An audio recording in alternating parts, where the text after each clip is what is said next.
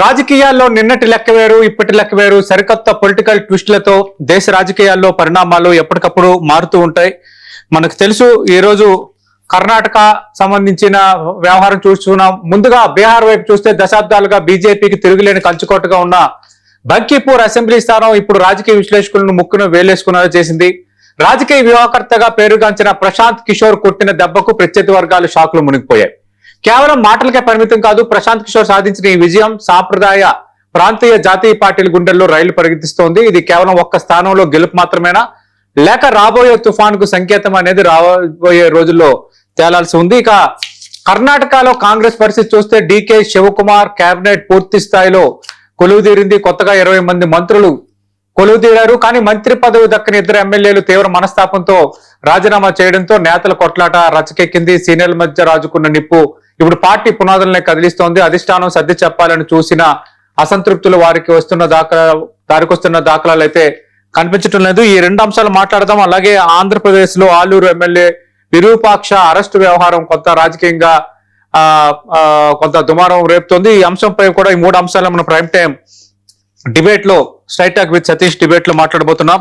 చర్చలో పాల్గొంటున్నారు BJP senior నేత ఆంజనేయ రెడ్డి గారు, అలాగే మాజీ ఎమ్మెల్సీ వైఎస్ఆర్ కాంగ్రెస్ పార్టీ ప్రధాన కార్యదర్శి జూపుడి ప్రభాకర్ గారు, అలాగే తెలుగుదేశం పార్టీ అధికార ప్రతినిధి లిట్ క్యాప్ చైర్మన్ గా ఉన్న పిల్లి మాణిక్యాలరావు గారు, మాజీ MP APCC working president Tulasireddy గారు కూడా డిబేట్ లో జాయిన్ అవుతున్నారు. ఫస్ట్ మనం మాట్లాడదాము. ఆంజనేయ రెడ్డి గారు, మనం చూసాం బీహార్ కి సంబంధించిన అంశం ఇప్పుడు ఈ రోజు నేషనల్ వైడ్ గా ట్రెండింగ్ లో ఉంది.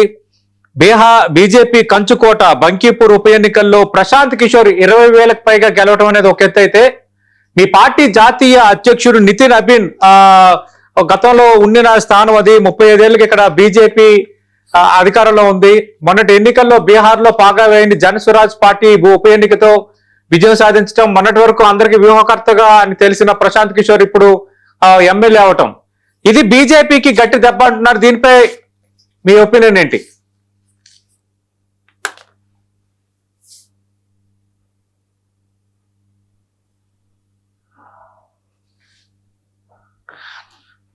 తులసిరెడ్డి గారు అన్మ్యూట్ చేసుకోండి సార్.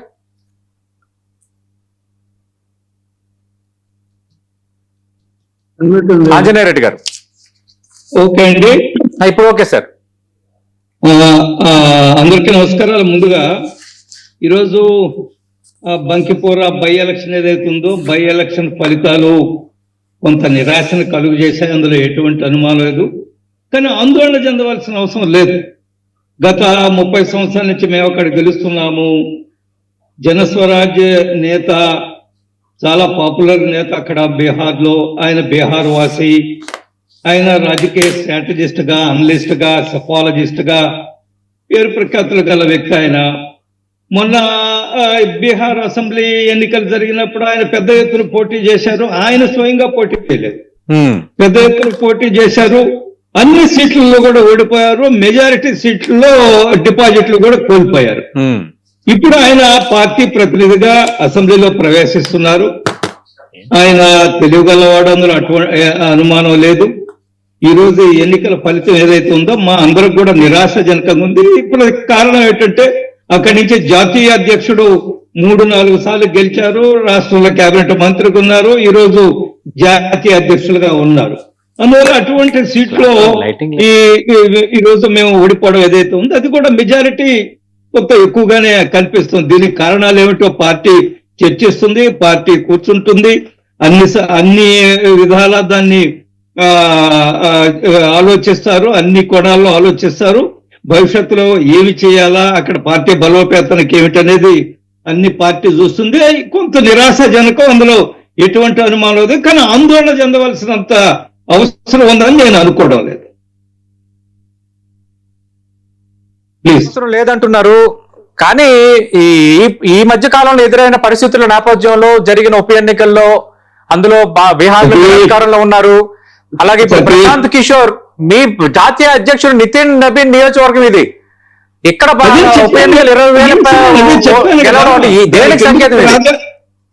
దానికి ఎందుకు ప్రాధాన్యత వచ్చింది? బంకిపుర బైపోల్ కంటే అక్కడి నుంచి నితిన్ నబీన్ పోటీ 3 సార్లు 4 సార్లు గెలుచున్నారు. బీహార్ కేబినెట్ లో మంత్రిగా ఉన్నారు. అంతకుముందు వారి తండ్రి గారు కూడా అక్కడి నుంచే గెలిచారు. ఇప్పుడు నితిన్ నబీన్ గారు మొన్నటి వరకు బీహార్ కేబినెట్ లో ఉన్నారు. తర్వాత జాతీయ పార్టీ అధ్యక్షులుగా పగ్గాలు చేపట్టారు. వారు అసెంబ్లీ సీటుకి రాజీనామా చేసిన తర్వాత రాజ్యసభ సభ్యులు అయ్యారు. అసెంబ్లీ సీట్లో ఈ రోజు ఉప ఎన్నిక జరిగింది. ఉప ఎన్నికల్లో మేము ఓడిపోయాము. కొంత ఇబ్బందికరమైన పరిస్థితి, కొంత నిరుత్సాహపడ్డాం కార్యకర్తలందరూ కూడా. కానీ ఆందోళన చెందవలసిన అవసరం లేదంటున్నాను. సతీష్, నేను 1-2 విషయాలు మీకు చెప్పదలుచుకున్నాను. మోడీ గారు 2014 ప్రధానమంత్రి అయిన తర్వాత ఢిల్లీ అసెంబ్లీ ఎన్నికలు జరిగాయి. అప్పుడు ఢిల్లీలో 7 పార్లమెంట్ సీట్లు మేము గెలిచాం, 7 లోక్సభ సీట్లు గెలిచాం. ఢిల్లీలో ఎన్నికలు జరిగితే ఆయన కేజ్రీవాల్ నాయకత్వంలో అక్కడ మంచి విజయం సాధించారు వాళ్ళు. అప్పుడు మాకు 4 సీట్లు 3 సీట్లు మాత్రం వచ్చాయి. 67 సీట్లు ఆయన విజయం సాధించారు. అప్పుడు అనుకున్నారు ఇది బీజేపీ 1 టైం విజయమేను, వాళ్ళకి ఇంకా అయిపోయింది పని. బీహార్ ఢిల్లీ ఎన్నికలతోటి ఇంకా బీజేపీ ఫినిష్, ఇంకా వచ్చే ఎన్నికల్లో ఎక్కడా బీజేపీ గెలవదు అనుకున్నారు. కానీ ఏమైంది, 3వ ప్రధానమంత్రి ప్రమాణ స్వీకారం చేశారు. అదే సమయంలో బీహార్ లో కూడా ఓటమి చెందాము. అప్పుడు అన్నారు ఇంకా బీహార్ పరిస్థితి బీజేపీ అయిపోయిందని. ఒకసారి మధ్యప్రదేశ్ లో మధ్యలో అసెంబ్లీ ఎన్నికల్లో ఓడిపోయాం. ఆ అసెంబ్లీ ఎన్నికల్లో ఎక్కువ ఓట్లు మాకు వచ్చాయి, సీట్లు కొద్దిగా ఎక్కువగా కాంగ్రెస్ పార్టీకి వచ్చాయి. అప్పుడు అది అన్నారు ఒక షాప్ క్లోజ్ చేస్తారు బీజేపీ అని. ఎప్పుడు ఇది నడుస్తూ ఉంటుంది. కానీ బీజేపీ ఈ రోజు దేశంలో మొన్ననే గెలిచాం కదండి, మొన్ననే వెస్ట్ బెంగాల్ గెలిచాము, అస్సాంలో 2వ గెలిచాము, మళ్ళా రేపు 4వ ప్రధానమంత్రిగా మళ్ళా గెలుస్తున్నాము. ఇప్పటి వరకు జరిగిన ఈ రోజు కూడా వచ్చిన కొన్ని opinion polls, సఫాలజిస్టులు Bharatiya Janata party వచ్చే ఎన్నికల్లో 400 సీట్లు గెలుస్తుందని చెప్తున్నారు. కాబట్టి ఇది కేవలం తాత్కాలికమైన అపజయము. దీనికి అనేక కారణాలు ఉన్నాయి. ఒకటి, జనసురాజ్య అధినేత చాలా పాపులర్ మ్యాన్, ఆయన పార్టీ ఆయన విస్తృతంగా తిరిగాడు. మొన్న ఎన్నికల్లో పోటీ చేశాడు, విస్తృతంగా తిరిగాడు. ఆయన అభ్యర్థులు అందరూ కూడా ఓడిపోయారు, చాలా మంది డిపాజిట్లు కూడా కోల్పోయారు. కాబట్టి దీనివల్ల అంత ఆందోళన చెందవలసిన బంకిపురాలో బీజేపీ ఓడిపోయినంత మాత్రాన, బీజేపీ జాతీయ అధ్యక్షుడు నియోజకవర్గంలో ఓడిపోయినంత మాత్రాన బీజేపీకి వచ్చిన కష్టమేమీ లేదు, ఇదేమి పెద్ద ఇంపాక్ట్ చూపించే అంశం కాదు. ఇది తులసి మన ఆంజనేయ రెడ్డి గారు అంటుంది. మీ స్పందన ఏంటి? ఎవరైనా తులసిరెడ్డి గారు. ఓకే, ఇది ఒక అసెంబ్లీ ఉప ఎన్నిక అయినప్పటికీ కానీ ఇది వచ్చేసి ఒక సంచలన వార్త. ఇది ఒక మోస్ట్ సెన్సేషనల్ ఇష్యూ. మొత్తం భారత రాజకీయాల్లోనే ఒక జోల్ట్, ఇది ఒక అనుబంధం లాంటి వార్త. అది ఒక అసెంబ్లీ ఉప ఎన్నికే కావచ్చు. దీన్ని మనము అనేక కోణాల్లో విశ్లేషించాల్సిన అవసరం ఉంది. ఒకటి, బీజేపీ కోణంలో, 2 మిగతా ప్రతిపక్షాల కోణంలో, 3 ప్రశాంత్ కిషోర్ కోణంలో, 4 కాకుల జనతా పార్టీ కోణంలో, 5 బీహార్లో పరిస్థితులు ఎట్లుంటాయి, ఓవరాల్ గా దేశం మీద ఈ పరిస్థితి ఉంటుంది. అది ఒక ఉప ఎన్నికే కావచ్చు. దీని పర్యవసనాలు 5-6 కోణాల్లో మనం విశ్లేషిస్తే, ముందు బీజేపీ కోణంలోనే విశ్లేషిస్తే, మీరు ఇంత ముందు చెప్పినట్లు కేంద్రంలో బీజేపీ అధికారం ఉంది, రాష్ట్రంలో బీజేపీ అధికారం ఉంది. అది బీజేపీకి కంచుకోట లాంటి సీటు, జాతీయ అధ్యక్షుని సీటు, ఆయన రాజీనామాతో ఏర్పడినటువంటి ఉప ఎన్నిక. ఆయన గతంలో 60,000 మెజార్టీతో గెలిచినాడు. 90 నుంచి అదే సీటు. ఈవెన్ బీహార్లో వేరే పార్టీ అధికారంలో వచ్చినప్పుడు కూడా ఇక్కడ బీజేపీనే గెలుస్తా ఉంది. అది పట్టణ ప్రాంతానికి సంబంధించినటువంటి పాట్నాకు దగ్గరలో ఉండేది. కాబట్టి అటువంటి చోట 20,000 పైచులుకుతో ఓడిపోయింది. నేను బీజేపీ కోణం చెప్తున్నాను, పీకే కోణం మళ్ళా వస్తాం. కాబట్టి ఇది ఏ కోణంలో చూసినా బీజేపీకి గతంలో అనేక చోట్ల జయాపజయాలు సాధారణమే. కానీ ఈ కోణంలో ఇన్ని కోణాలు ఆలోచించినప్పుడు బీజేపీకి ఇది తీవ్రంగా ఆలోచించాల్సినటువంటి విషయం బీజేపీ యాంగిల్లో. రెండవది, ప్రశాంత్ కిషోర్ యాంగిల్లో ఆలోచించినప్పుడు మన ఎన్నికల్లో సరే ఆయన పోటీ చేయకున్నా గానీ 1 సీటు గెలవలేదు. మొత్తం 2 సార్లు మొత్తం 238 గాను 2 సార్లు మాత్రమే డిపాజిట్ వచ్చింది. అటువంటి పరిస్థితి జస్ట్ ఎక్కువ రోజులు లేదు, ఇటీవల ఎన్నికల్లో ఒకేసారి ఇప్పుడు ఆయన పోటీ చేయడము అది ఒక సెన్సేషనల్ వార్త. పోటీ చేయడమే ఒక న్యూస్. ఆ నేపథ్యంలో అన్ని సీట్లు ఓడిపోయిన నేపథ్యంలో, డిపార్ట్మెంట్ నేపథ్యంలో ఆయన సొంతంగా పోటీ చేయడము ఈ సీట్లు అనేది అది ఒక విధంగా వచ్చేసి అతను ఒక స్ట్రాటజిక్ గా అతను ఒప్పుకోవాల్సి వస్తుంది. రెండోది ఇప్పుడు మెజారిటీ కూడా ఏదో 100, 200, 1000, 2000 కాదు, 20,000 పైచులుకునేటంటే అసెంబ్లీ ఎన్నికలు అది పెద్ద మెజారిటీనే. కాబట్టి ఆ కోణంలో అతన్ని ఆలోచించాలి. మూడవది ఇప్పుడు ప్రతిపక్షాలు కూడా ఇక్కడ అనేక సంవత్సరాలుగా ఆర్జేడీ కాంగ్రెస్ కాంబినేషన్ పోటీ చేస్తున్నాయి. కాబట్టి ఇక్కడ ఆర్జేడీ సెకండ్ ప్లేస్ లో కాకుండా ఒకవేళ గెలవడం ఫస్ట్ ప్లేస్ సెకండ్ ప్లేస్ లో రాకుండా అంటే కాంగ్రెస్ పోటీ చేయలేదు అనుకోండి, ఇక్కడ గెలవడం వచ్చేసి వీళ్ళు వచ్చి ఆర్జేడీ ఫస్ట్ గా సెకండ్ కాదు థర్డ్ పోయిన నేపథ్యంలో ఆర్జేడీ కూడా ఆలోచించాల్సిన అవసరం ఉంది. నాలుగోది ఈ ఎన్నిక ఎప్పుడు జరిగింది? కాక్రోచ్ జనతా పార్టీ ఆవిర్భావం తర్వాత, నీటి ఉద్యమం తర్వాత జరిగినటువంటి ఉప ఎన్నిక. కాబట్టి ఆ నేపథ్యంలో డెఫినెట్ గా ప్రజలు వచ్చేసి యూత్ మొన్న వచ్చేసి వాళ్ళ ఉద్యమం సక్సెస్ చేసుకోవడము, విద్యాశాఖ మంత్రి రాజీనామా చేయడము అంటే యూత్ ప్రభావం ఏ విధంగా ఉందనేది మార్పు కోరుకుంటున్నారు అనేది స్పష్టంగా అర్థమైతా ఉంది. అంటే తులసిరెడ్డి గారు మీరు చెప్పేది నిజమైతే మధ్యప్రదేశ్, గుజరాత్ లో జరిగిన ఉప ఎన్నికల్లో భారతీయ జనతా పార్టీ అధికార పార్టీ తిరిగి నిలబెట్టుకుంది. మరి ఆ ఇంపాక్ట్ అన్ని చోట్ల ఉండాలి కదా. ఒక్క ప్రశాంత్ కిషోర్ గెలిచినంత మాత్రాన మొత్తం జనతా పార్టీ ఆందోళనలు యూత్ మొత్తం మారిపోయారు, బీజేపీని ఓడించారు అనుకోవచ్చా? ఉద్యమం చాలా బలంగా జరిగింది. ఇక్కడ క్యాండిడేట్ కూడా ప్రశాంత్ కిషోర్ క్యాండిడేట్ అవడము, తర్వాత ఇక్కడ ఢిల్లీలో తర్వాత ఆ స్థాయిలో కాక్రోచ్ జనతా పార్టీ ఉద్యమం జరిగిన దాంట్లో ప్రధానంగా పాట్నా వస్తుంది. కాబట్టి ఆ కోణంలో కూడా ఆలోచించాలి మనము. సరే ఓవరాల్ గా ఏది ఏమైనా సరే మిగతా చోట్ల గెలుపు అంత కానీ ప్రశాంత్ కిషోర్ ఆల్రెడీ అతను దేశంలో నోటెడ్ పర్సన్. ఓకే, అవును, అతను ఆల్రెడీ వచ్చేసి ఇంతవరకు చాణక్యుని పాత్ర పోషిస్తా వచ్చాడు. ఇప్పుడు చంద్రగుప్తుని పాత్ర పోషించడానికి అతనికి ఒక అవకాశం వచ్చింది.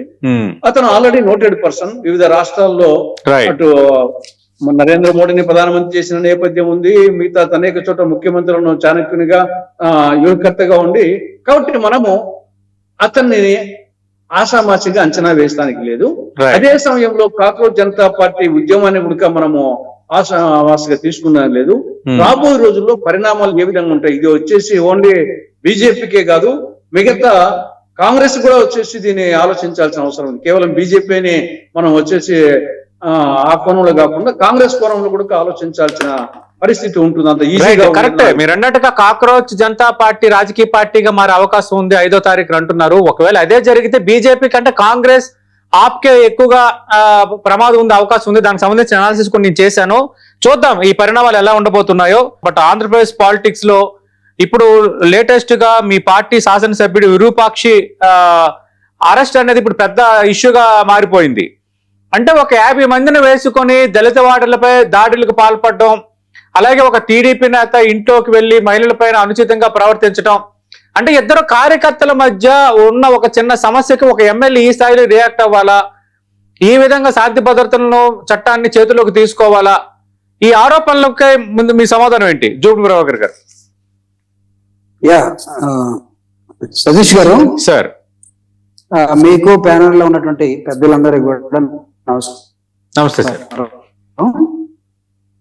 ముందుగా నేను బీహార్ గురించి మాట్లాడమంటారా లేకపోతే విరూపాక్షి బీహార్ గురించి ముందు నాకు అవకాశం ఇస్తే సార్. అంటే నేను ముందు కొంచెం రివర్స్ లో వస్తాను. National issue now, national with your permission. Please sir. So Bihar లో జనరల్ గా ఎన్నికల్లో గెలుపు ఓటములు పెద్దగా పట్టించుకోవాల్సిన అవసరం లేకపోయినా ఈ రోజు అధికారంలో ఉన్న పార్టీ బీహార్ లో ముఖ్యమంత్రి స్థానంలో ఉన్నది బీజేపీ. అవును, వాళ్ళు కోalition లో నితీష్ కుమార్ గారితో అధికారంలో ఉన్నటువంటి ఒక రాజకీయ పార్టీ.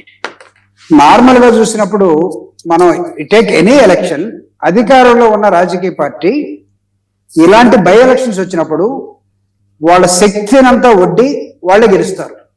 ఇది ప్రాక్టికల్ గా మనకి ల్యాబ్ టెస్ట్ గా నిలబడినటువంటి అనేకమైనటువంటి ఎగ్జాంపుల్స్ మనం తీయచ్చు. ప్రతి ఒక్క రాష్ట్రంలో ప్రతి దేశంలో కూడా జనరల్ గా బై ఎలక్షన్ వచ్చినప్పుడు అధికారంలో ఉన్న రాజకీయ పార్టీ ఖచ్చితంగా గెలుస్తుంది. ఉమ్, ఇక్కడ ఆలోచించాల్సిన అవసరం ఏంటంటే, పేరు ప్రఖ్యాతులు ఉన్నటువంటి ఒక రాజకీయ పార్టీగా ఏర్పడినటువంటి రీసెంట్ గా, అంతకుముందు అన్ని రాజకీయ పార్టీలని అధికారంలోకి తీసుకొస్తాను, లేకపోతే నేను చెప్పినటువంటి జరుగుతాయి అని చెప్పే ఒక వ్యక్తి ఉమ్, ఈరోజు అక్కడ అధికారంలో ఉన్న రాజకీయ పార్టీని బై ఎలక్షన్స్ లో ఓడించినటువంటి ఒక హిస్టరీ అక్కడ కనపడతా ఉంది. ఉమ్, దీన్ని మామూలుగా ఓడిపోయిన రాజకీయ పార్టీ ఎలా తీసుకుంటుంది, గెలిచినటువంటి ఆ రాజకీయ పార్టీ ఎలా తీసుకుంటుంది, లేకపోతే నిలబడకుండా స్పెక్టేటర్ గా ఉండి లేకపోతే నిలబడి ఓడిపోయిన రాజకీయ పార్టీ ఎలా తీసుకుంటాయి. So there is a lot of time, ఆ టైంకి వదిలేద్దాం మనం. But it's a lesson to the political party which is in power. Right. వాళ్ళకి బై ఎలక్షన్ లో ఓడిపోవటం అనేది, ఇందాక పాపం ఆంజనేయ రెడ్డి గారు చెప్పినట్టుగా మేము అన్ని లెక్కేసుకుంటూనే ఉన్నాం, అయినా సరే మాకు తప్పట్లేదు, మేము దీన్ని తీసుకుంటున్నాం పాజిటివ్ గా, చాలా పాజిటివ్ గానే చెప్పడం జరిగింది. దీన్ని నా యాంగిల్లో, వైఎస్ఆర్ కాంగ్రెస్ పార్టీ యాంగిల్లో, ఉమ్, అధికారంలో ఉన్న రాజకీయ పార్టీకి బై ఎలక్షన్ లో ఒక సీటు ఓడిపోవటం అనేది బిగ్, ఐ థింక్ దాని సెట్ బ్యాక్ అని భావిస్తాం. ఉమ్, దీని నేషనల్ పాలిటిక్స్ లో నిన్నగాక మన జరిగినటువంటి కాక్రోచ్ ఉద్యమ ప్రభావం కానీ, బీహార్ లో స్టన్ గన్ చూపించినటువంటి అంశం కానీ, లేకపోతే దేశవ్యాప్తంగా విద్యార్థులు వాళ్ళు మూవ్ అయినటువంటి ఒక మూవ్మెంట్ కానీ, ఉమ్, ఇది అన్ని రాజకీయ పార్టీలని ఆశ్చర్యపరిచినటువంటి ఒక విద్యార్థి ఉద్యమం. ఎందుకంటే 80 నుంచి విద్యార్థి ఉద్యమాల్లో ఉన్నటువంటి ఒక వ్యక్తిగా ఎక్కడ చూసినా సరే మొన్నటి విద్యార్థి ఉద్యమం భారతదేశ రాజకీయాల్లో చాలా చాలా స్పష్టంగా, చాలా కీలుగా 70-77 సంవత్సరాలు ఉన్న రాజకీయ పార్టీ నాయకులకు కానీ, లేకపోతే చరిత్ర ఉన్న రాజకీయ పార్టీలకు కానీ విద్యార్థులు శాంతియుతంగా చేసి వాళ్ళు అనుకున్న దాన్ని సాధించి పెట్టినటువంటి ఒక లెసన్ ఏదైతే అంటే ఉందో, దాని ఇంపాక్ట్ ఇది ఉందంటారా మీరు బంకిపుర ఫలితం పైన? సార్ అంటే దాని ఇంపాక్ట్ ఉందనే మీ అభిప్రాయమా? కాక్రోచ్ ఖచ్చితంగా ఉద్యమం, ఖచ్చితంగా విద్యార్థి ఉంటుంది. ఉద్యమం impact ఉందని? లేదని చెప్పే సాహసం నేను చేయట్లేదు. ఉమ్. ఖచ్చితంగా ఉంటుంది. For everything there will be an impact. ఒకవేళ అదే నిజమైతే మరి మధ్యప్రదేశ్, గుజరాత్ ఉప ఎన్నికలు భారతీయ జనతా పార్టీ సిట్టింగ్ స్థానాలను తిరిగి నిలబెట్టుకుంది, మరి దాన్ని ఏమనాలి? ఉంటే ఇంపాక్ట్ అన్ని చోట్ల ఉండాలి కదా. ఉండొచ్చు, ఉండకపోవచ్చు. అక్కడ నేను అనేది దాన్ని వాళ్ళు పాజిటివ్ గా తీసుకుంటారు, లేదా దాన్ని చర్చ ఓకే, ఓకే, దాన్ని చర్చకి పెట్టినట్టు దాన్ని కూడా చర్చిద్దాం. Right. So now the item is only ఇతను ఎలా అక్కడ గెలిచాడు అనే దాని మీదే మనం మాట్లాడుతూ ఉన్నాం. కాబట్టి the impact of the Jantar Mantar, impact of the cockroaches, బొద్దింకలు ఖచ్చితంగా ఉందని భావిస్తాం. అయితే ఇందాక నేను ఒక మాట చెప్పాను, అధికారంలో ఉన్న రాజకీయ పార్టీ శక్తి సామర్థ్యాల్ని మొత్తం ఉపయోగించి గెలుచుకునే ఒక సాంప్రదాయం దేశంలో ఉంది. రైట్, అవును. ఆ పద్ధతిలో మీరు చేసినటువంటి మధ్యప్రదేశ్ లో గానీ ఇంకో చోట జరిగి ఉండొచ్చేమో. రైట్. ఇక్కడ ఎందుకు జరగలేదో, ఎందుకు ఏ విధంగా వచ్చిందో ఇది చూడాలి.